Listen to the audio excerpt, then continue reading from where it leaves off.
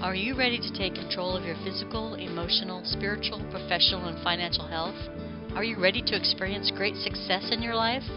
Each week, join Dr. Diane A. Thompson and her guests for tools and strategies to help you take control of your health and inspire you to live your best life.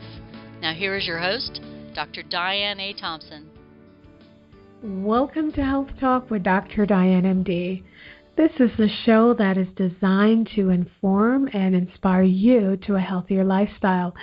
I am your host, Diane A. Thompson, MD, and as always, it is my pleasure spending time with you on this broadcast with the goal that perhaps you may learn something new that could take your health and your life to a higher level. As I tell you each week, the information presented on this broadcast is for educational purposes only. It is not intended for diagnosis or treatment. So please seek the help of your healthcare provider before making any changes to your health. You know, I've often shared with you my belief that health is not just a physical thing. I believe that health really includes all aspects of our lives. If you are physically healthy, but your relationships suffer, or you are struggling financially, or you are unhappy, or you have a passionless job, or a passionless marriage, you're not fully healthy in my mind. And so from time to time, I bring you interviews and stories of people who have been through things and have come out on the other side smelling like a rose. And I do that because I know that many of you are going through the same things. And the worst thing that can happen is you think that you're the only one who's going through this. And so tonight, and actually, this is going to be a two-part interview, and you really don't want to miss both. This is really an amazing woman. She is a firecracker in a good way, and just inspirational for a regular woman going about her business, going through trauma in life, and yet finding a way to brush herself off. And not only that, but she helps other people brush themselves off. And she has moved on to things that, you know, even now I see her and I smile because I think it's beautiful. I would love that for all of you, my listeners, that you go through tough times and you come out and you brush yourself off and you go after your goals and dreams. And this is really just an inspirational story, an inspirational interview, and I hope you stay with us for both parts. You'll listen to part one this week, and we'll continue with part two next week, and I promise you, you will walk away very inspired. So stay with us, and again, come back for part two next week. After suffering many hardships and adversities, Ivett Jackson has taught us that it's not how you start, but it's how you finish. She grew up in poverty in Jamaica, was sexually molested as a child, experienced abuse in her marriage, and had near-death experiences. She was also diagnosed with breast cancer. And not only did this woman survive all of this, but she thrived and went on to become an actor, has appeared in many films, and we'll have her talk about some of these. She's also started modeling at age 56. I mean, this is amazing for a lot of people out there who are thinking about starting life over at a later age. She's also a successful author of the book, The Journey, A Warrior's Resilient Spirit, and she is the producer of an award-winning film, Forgiveness, Lesson of Life 101. Welcome to our show, my dear. I've been looking forward to speaking with you for so long because I think your story is so inspirational. Welcome to the show. Thank you, Dr. Diane. Thank you so much for having me today. Well, we have so much to cover because, as I said, in listening to your story, you know, one of the things that I've come across is that many times people have gone through life and they've been beaten up along the way. They've gone through many challenges, and unfortunately for some, they stay down. Those challenges have defined them, and they have not been able to make it out. But you made it out, and you are doing so fabulously, and I think that your story can definitely inspire others. So let us get started. First of all, tell me, with all that you've gone through, I mentioned them in the intro, what gave you the strength to thrive despite your adversities? I love it. It is the Lord. I have a great, awesome, intimate relationship with the Lord. And without him, I could never walk through that valley of the shadow of death by myself. I would have got stuck down in the valley.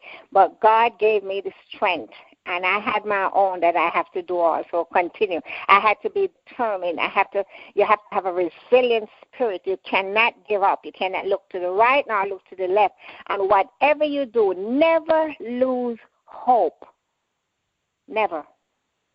I like that. So resilient spirit, never lose hope, and definitely looking to God or for other people, whatever their source of spirituality is, look to that. Yeah. So now you left Jamaica 20 years ago. What was life like growing up in Jamaica for you?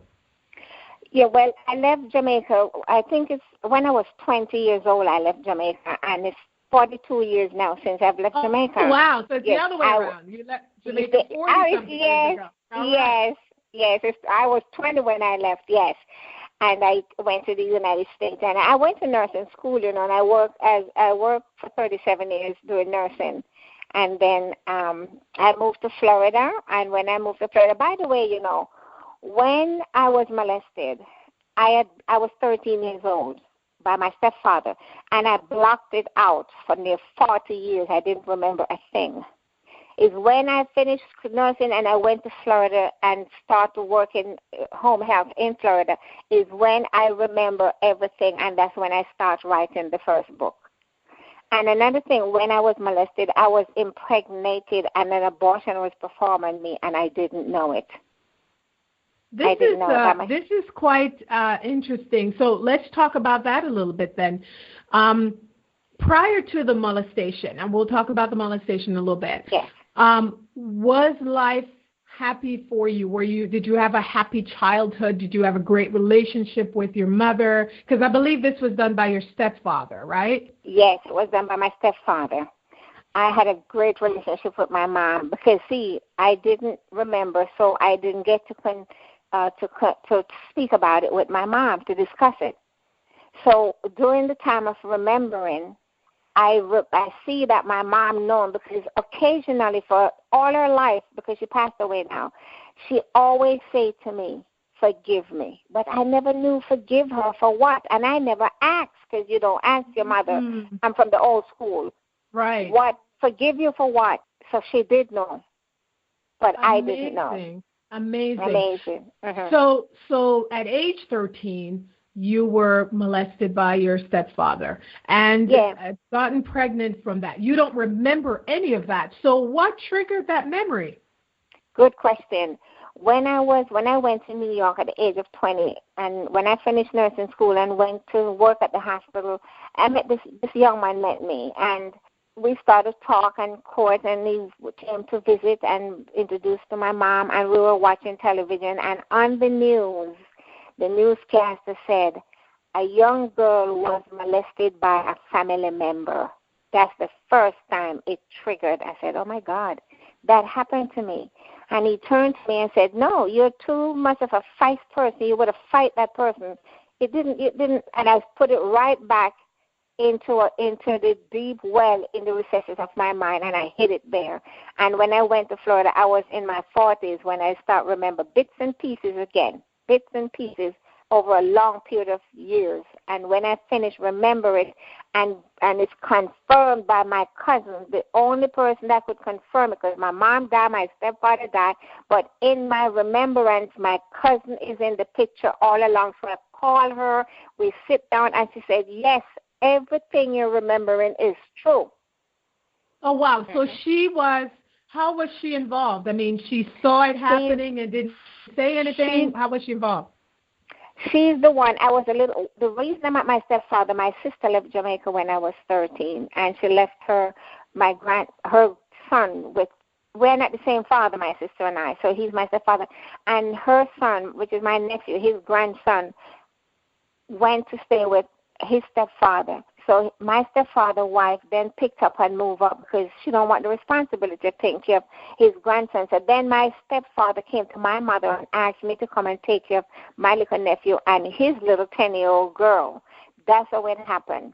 And when I went to take care of the children, that's when my stepfather molested me.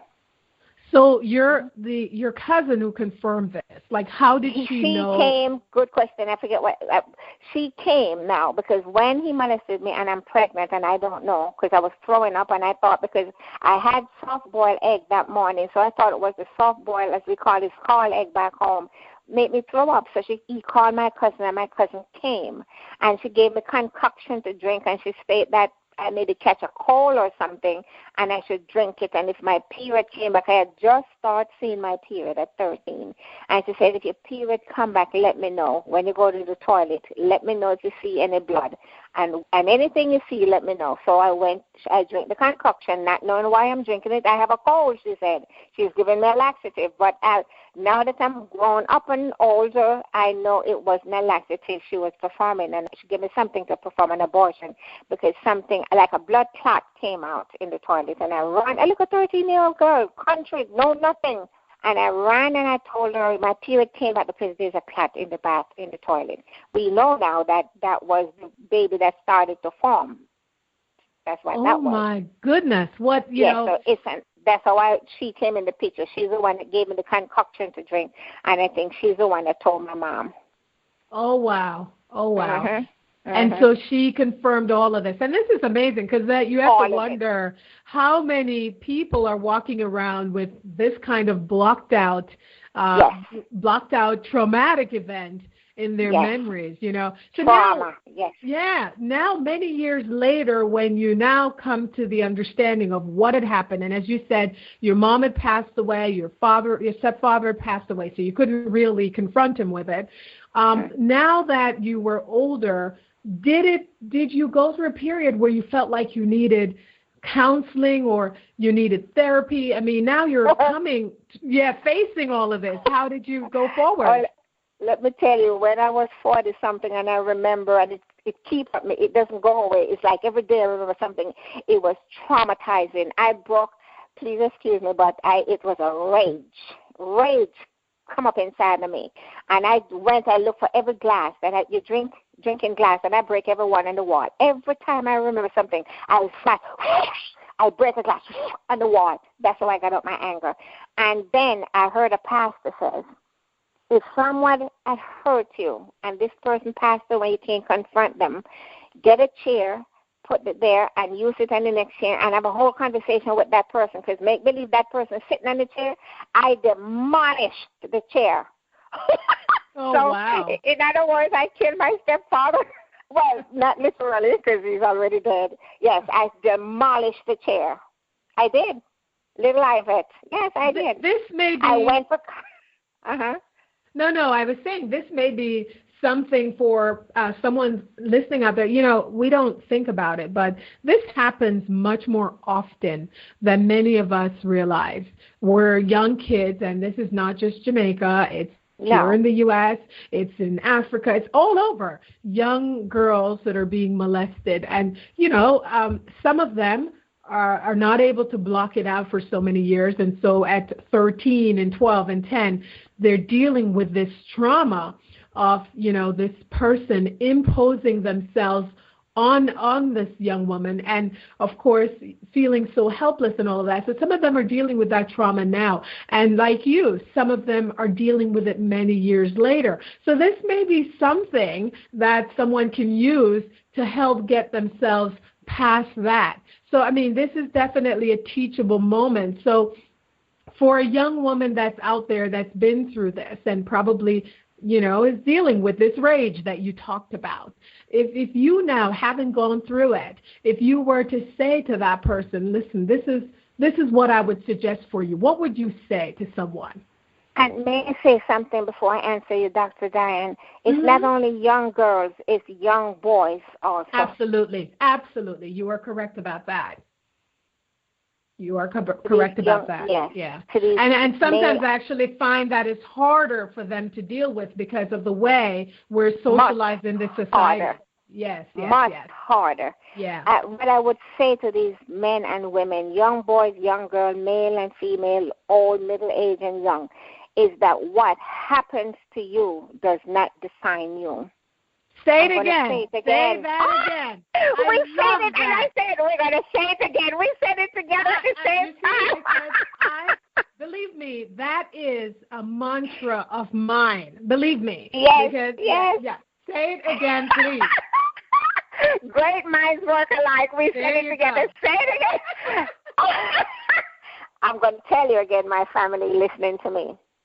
What happens to you does not define you. God has already defined you, and God has already validated you. It is not your fault, and you didn't do anything for this trauma to happen to you. So your brush is not easy. It's easier said than done, but you got to make it one step at a time, one day at a time. Talk to your God. Talk to yourself. Look in the mirror. Tell yourself you're handsome. Tell yourself you're pretty girl, and you brush yourself off. Try it. Do it. Be determined. Be resilient. Be inspired and empowered. And you brush yourself off. You shrug your shoulder back. Girl, you get that nice dress on and you put your makeup on and you walk that walk. And young man, you put that nice shirt on and that nice pants and you brush yourself off, pick yourself up with the help of God, and you keep it moving and you go out there, you make it happen, because I know you have a vision. I know you have a goal that you want to succeed in for your life, and you go and make it happen, because you're a victor. Beautiful. And you're not a victim. You're not a victim. You are a victim. Remember, God already validates you. So nobody can't define you and nobody can validate you, because God already done that, and it is yea and amen. I love it. I love it. I love it. Because, it is very unfortunate, Ivett, that it is so true that many times young kids and even adults, people go through things, and they let the thing define them. And so they stay in that place and never really step out and become that victor that you talk about. So I really think it's important that you stress that, and I'm really happy that you are a testament to this, that in fact you can go through things, but it doesn't mean those things say anything about you. Brush yourself off, learn the lessons, because, everything brings lessons. So learn the lessons, get better at who you are, and move on. Don't let this thing keep you down forever. So what I'm going to do now is take a short break for our sponsors. And when we come back, boy, you went through so much in your life. As I said, you went through brush with death and abuse in your marriage and all of that, and only to start life over. And what an inspiration. So please, our listeners, stay with us. You don't want to miss the rest of this. And we'll be right back after this short messages from our sponsors. You're listening to Health Talk with Dr. Diane, MD, sponsored by FMG Radio. Please visit Dr. Diane and browse her past shows and guest bios at fmgradio.com/Dr. Diane, MD. That's DRDIANE, MD. Welcome back. If you are just joining me, welcome to Health Talk with Dr. Diane, MD. My guest today is the inspirational and amazing Ivett Jackson. And if you have not heard her story or read her story, you need to pick up her book. It is called The Journey, A Warrior's Resilient Spirit. This woman has been through hell and back, okay? And she, like I said, not only did she survive, but she has thrived. And so the second half of this program, we're going to talk a little bit more about some of the other things she's been through. And as I mentioned at the top of the hour, this is going to be a two-part interview. And next week, she will share with us more about how she got started. This woman started modeling later in life, started acting later in life. After being through all of this, she turned her life around. And I know many of you out there are listening, and you may be going through something yourself right now, and you just don't know how to pick yourself up, how to start over. Maybe you haven't been through the things she has been through, but you're going through your own thing. And as I said, this woman's life is a great inspiration for you, and you can really learn something from it. So, Ivett, what is this about this brush with death? What happened? Well, I was on my way to church one Wednesday evening, and the car, I had the green light, and an 18-wheeler was coming from the opposite direction, and he took the light, and I ended up underneath the 18-wheeler. The car was demolished. And God has saved me because, honey, when I woke up from being knocked out in the car, I was laying in a fetus position and the car seat. The armrest was up. Not everybody can handle this because this is strong. The armrest was up and I'm laying in the car seat in a fetus position. And when I opened my eyes and see those two big things, because I've never seen an airbag before, I thought I'd die and went to heaven, and there were angels, because I was like, ooh. I'm sorry. No, I can laugh now. I can laugh now because you're okay. But I'm telling you, the airbag deployed. The airbag deployed. And yes. You what? Both of them. And so I got up, trying to get up, and the steering wheel was in my way because I saw my car going under the 18-wheeler, and I even ducked my head. And when I got up, the steering wheel was in my way because when the car went under the 18-wheeler, when it went through the front, the car front is long. It was a Lincoln Town car. You know how the front is long. And when it goes all the way under until iron, which is the car iron and the engine, hit the iron and the truck, it pushes the steering wheel all the way back. I couldn't get up. I have to ease out my seat, twirl around it, and the door wouldn't open. The door was like crushed in half. The door was a half a door instead of a whole door. I pushed, and I'm telling you, listeners, that when I couldn't open the door, I heard it. I lay back and like I'm tired, and the car door started, and when I looked, the car door cracked open, and I pushed and come out, and this is heavy stuff, there was a man standing there with outstretched hands and said, come. I felt like I had died, and in the presence of God, the peace, that was an angel who opened it. Michael the archangel, the warrior, opened the door for me. Everybody, the police, the ambulance man, the doctors in ER, everyone wants to know, how did I get out of that car? And I walked away, sit at the side of the road, and the man that drove the truck came over and said, I'm so sorry. And I said, didn't you see me? And everybody, a lady ran and poked me in the shoulder with a finger and wants to know, who was in the car with you? I told her, is that the Lord and a host of angels. I didn't get one scratch. The car is totally useless. I wish I had a picture the cane seat. I forget, I'm not on TV. And the car was totally demolished. When the ambulance came, they wanted to know where is the driver, because they're supposed to be cutting me out of that car. And they said, she's over there sitting down where the crowd is. And they came over and they said, who is the driver of this car? And they said, she is. And they look around. It's about that car. Who was driving that car? They said she was. And they were almost faint.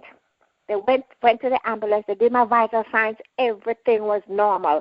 And they look at each other. So what is it? They say, it's normal. How could you be in an accident like this and be with normal vital signs? I said, let me tell you, God himself worked this miracle. This is a miracle you're looking at. That's why my vital signs. I walked to the ambulance. When I went to ER, the police came now, and the police wanted to go examine the car and the truck. And when I was in ER, X-ray me from the top of my head to the soles of my feet. They doesn't find one crack of nothing in my body.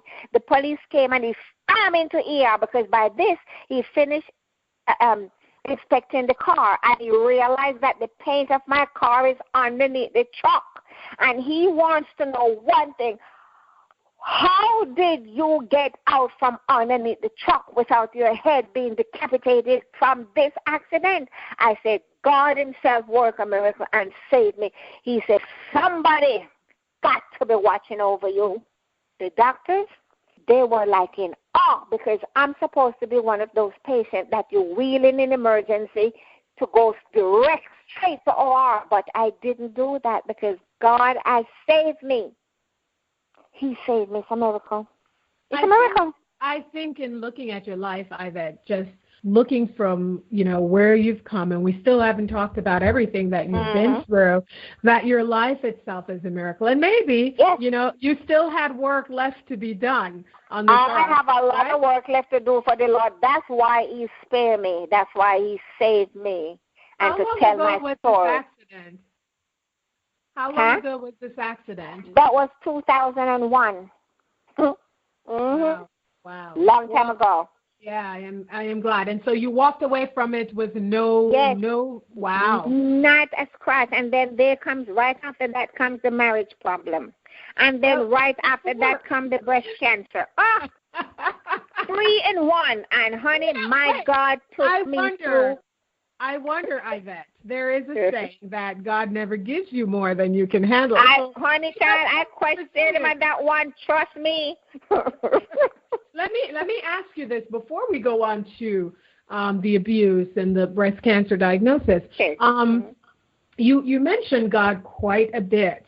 Just tell me a little bit about that relationship you have with God. Like, have you been a Christian since you were very young? I know many of us, I'm from Jamaica as well, and we start our church very young, and some of us stay and some of us wander away. So what was your early church beginning? Like, did you start as a child, or did you later on just dedicate your life to God? Because you talk about Him quite a bit. My mom took us to church from the day we could walk or have sense enough. We go to church. My mom raised us in church, and when I was 10 years old, I got baptized. And then when I was about 18 years old, I backslid. Not living a bad life, just not going to church anymore. And then when I came to the United States, when my mom died 20-something years ago, is when I went back to the Lord. I always go to church with her on Easter and Christmas. But when my dear precious mom died, she said to me in the hospital taking her last breath, she said, "You know what to do to see me again." I buried my mother, and I went straight to church 20-something years now, and I don't have no intention of turning back. Because if for no reason I must see my mom again, we were very close. If for no reason I got to see my mom, and she's up there waiting for me to come, that's when I became a Christian, a full-fledged, born-again believer on fire for Jesus, and I have no intention, and no one or anything cannot let me deny my God or turn back. He has brought me too far. Too far. Well, that's wonderful, and it's great that for you, this is a great source of strength, and having gone through so much, you look to God for your strength. Let's talk then about this abusive marriage. Where did you guys meet? Well, when I left nursing school and started working at the hospital, I met another nurse at the hospital. We met at the hospital, and by then my mom, I was in my early 20s, very early, in my early about 23 years old, 22 years old. And my mom was starting to have that heart condition from then. And I met him at the hospital.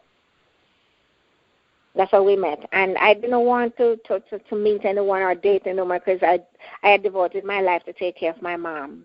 And I didn't want to meet anyone, but he was very persistent. And another nurse who knew him for a long time before me said he's a good man. And then when I see how I'm struggling with my mom and I have to go to work and I have to leave her alone and this and that, I said maybe a helping hand would be good. And so he took me to breakfast, and from there on we become husband and wife. And I never knew about him until like 18. I would remember. Well, wait. Now.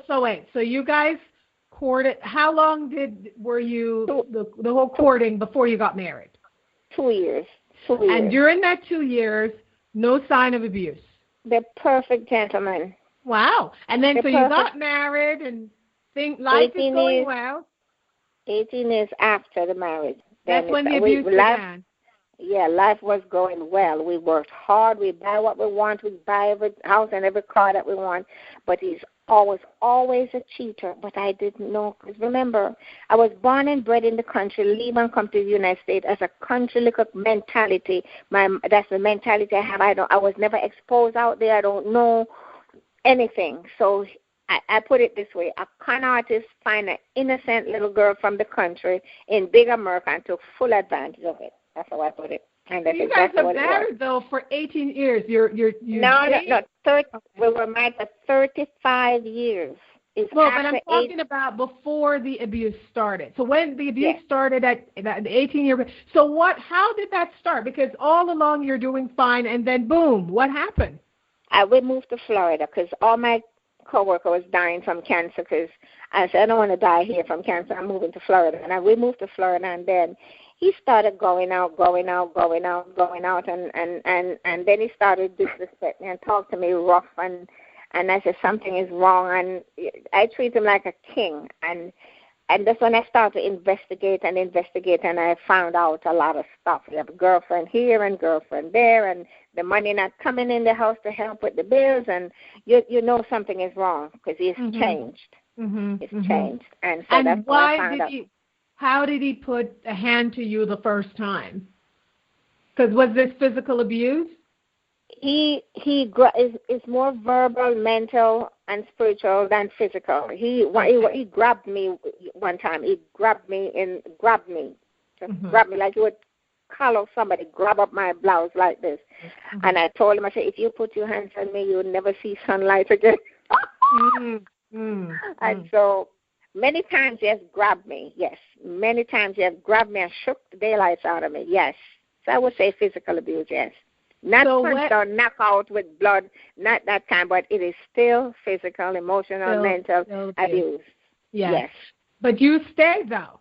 You stayed. So what was going through your mind when you stayed, and what went through your mind when you said enough is enough? Because there are many women out there who are in that situation, and they've stayed, and they don't know what the mindset shift needs to be for them to get out. So you stayed and you got out. So what shift did you make? I stayed because in my heart I love him.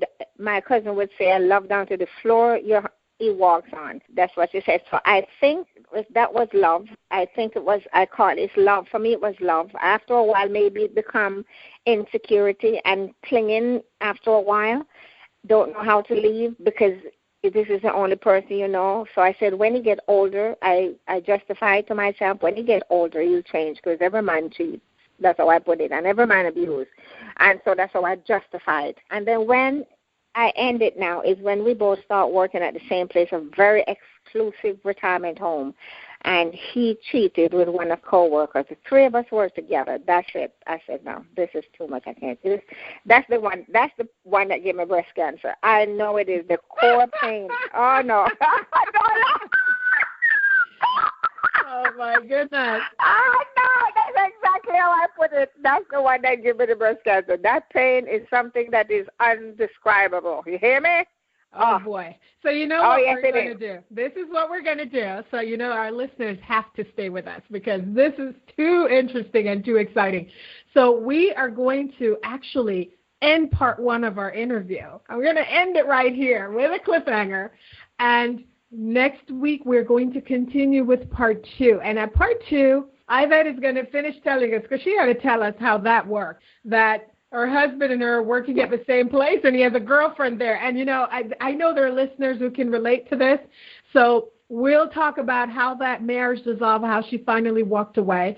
And we'll also talk about her battle with breast cancer. And then we're going to move on to where she is today because, as I said, I think this is such an amazing and inspirational story that later in life, this woman gets up, even walks away from a nursing career and became an actor, is doing so well in acting, modeling. If you've seen, and I'm going to put up the post to show that Rite Aid commercial that she's in. Is all over. It's in New York. It's everywhere you go. And I see it and I go, that's Ivett. And I think this is so wonderful. So you listeners, you have to join us for part two of this interview. You do not want to miss it because, like I said, there are lessons. Ivett and I were talking about this at the beginning. Many times when we live our lives, the things we go through is not for us, it's for someone else.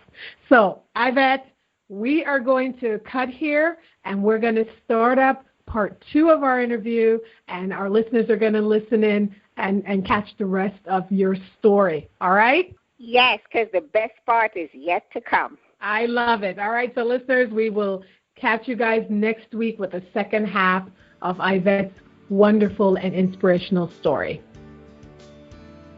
You've been listening to Health Talk with Dr. Diane, MD. For show replays and full guest bios, please be sure to visit fmgradio.com/Dr. Diane, MD. That's DRDIANE, MD.